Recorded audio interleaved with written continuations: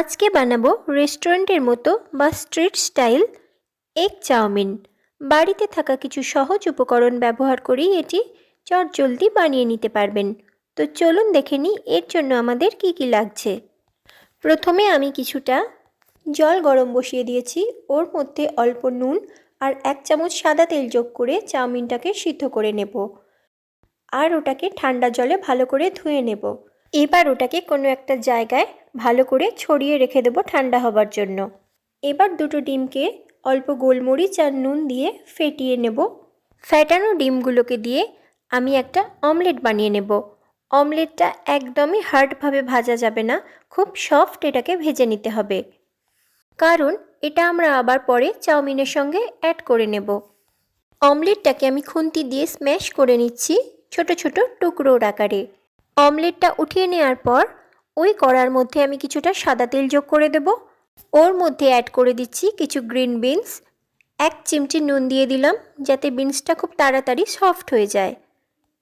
ওটাকে আমি ফ্রাই করে নিচ্ছি 5 মিনিটের জন্য। এবার ওর মধ্যে একে একে অ্যাড করে দেব পেঁয়াজ, তারপর দিচ্ছি গাজর, কিছু রসুন কুচি, ক্যাপসিকাম। এবার এগুলোকে আরও কিছুক্ষণের জন্য আমি ফ্রাই করে নিচ্ছি, খুব বেশি ফ্রাই করার দরকার নেই। এবার ওর মধ্যে অ্যাড করে দেব বাঁধাকপি। বাঁধাকপিটা দিয়ে আমি জাস্ট 2-3 সেকেন্ডের জন্য ফ্রাই করে নেব। এবার ওর মধ্যে আমি অ্যাড করে দিচ্ছি ঠান্ডা হয়ে যাওয়া চাউমিনটা, দিয়ে সবজিগুলোর সঙ্গে খুব ভালো করে কুইক মিক্স দিয়ে নেব।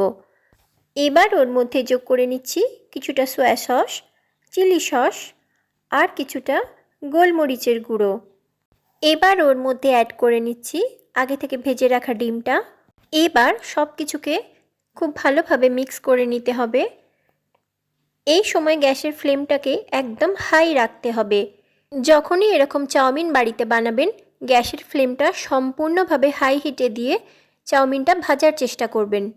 এবার ওর মধ্যে অ্যাড করে দিচ্ছি কিছুটা ভিনিগার। চাউমিনের মধ্যে যে একটা টক ভাব থাকে সেটা কিন্তু এই ভিনিগার অ্যাড করার জন্যই হয়। টমেটো সস অ্যাড করবেন না। ওপর থেকে ছড়িয়ে দিচ্ছি স্প্রিং অনিয়ন, দিয়ে আবারও একটা কুইক মিক্স দিয়ে নেব। এবার নিশ্চয়ই বুঝতে পেরে গেছেন এটা আমি কিভাবে বানিয়েছি। এটা বাড়িতে বানানো হলেও স্বাদটা কিন্তু একদম রেস্টুরেন্টের মতোই আসে। যদি ভিডিওটি আপনাদের ভালো লেগে থাকে তাহলে অবশ্যই লাইক, শেয়ার, কমেন্ট করবেন। এরকম সুন্দর সুন্দর রেসিপি পেতে পেজটিকে ফলো করে দিন। Thank you.